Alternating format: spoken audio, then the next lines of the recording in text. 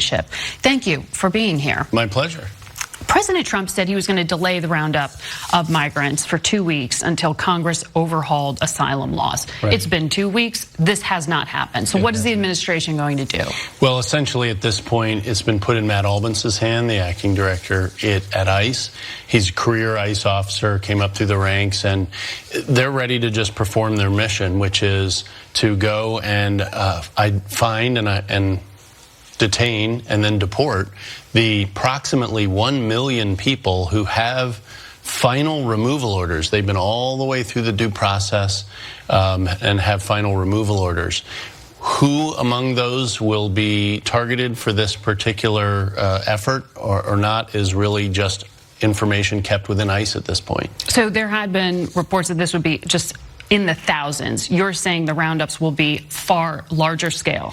No, I'm just pointing out that the pool of those with final removal orders is enormous. And, it's important to note, here we are talking about ICE doing its job as if it's special.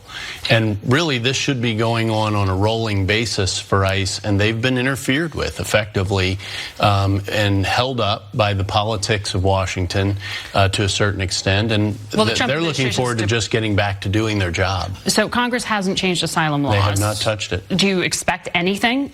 I just saw the House calendar put out, I think, by the Speaker's office, and was disappointed to see nothing on that calendar to address this subject before they all go on vacation in August. So, and there are some relatively without Congress? Well, there are things we're doing. There are regulatory changes, but they take a long time, and they're not the equivalent of a legal change by Congress. We really need Congress, for instance, to fix the trafficking loophole that allows children from the Northern Triangle, for instance, and other countries around the world to not be repatriated quickly and returned to their families. We need help with the Flores fix, the Flores settlement that even the Obama administration fought the judge in that case in 2015. This puts a 20-day limit on being able to detain. Well, right, but it was, for almost 20 years, it was understood that that was to deal with unaccompanied children. The judge in 2015, opposed by the Obama administration, expanded that to families,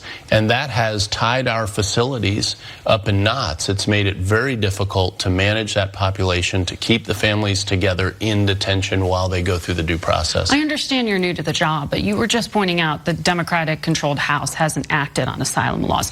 Why didn't the Trump administration do anything on this when Republicans were in control of 2 houses? Why didn't President Trump and Leader McConnell do it? Yeah, I think the effort was being made, and Congress wasn't responsive. Leader McConnell wasn't able to get this done? And right now you see the only effort arising out of Senator Graham working with Senator Durbin is the discussion I observe. I see it from the same perspective you do, meaning outside, to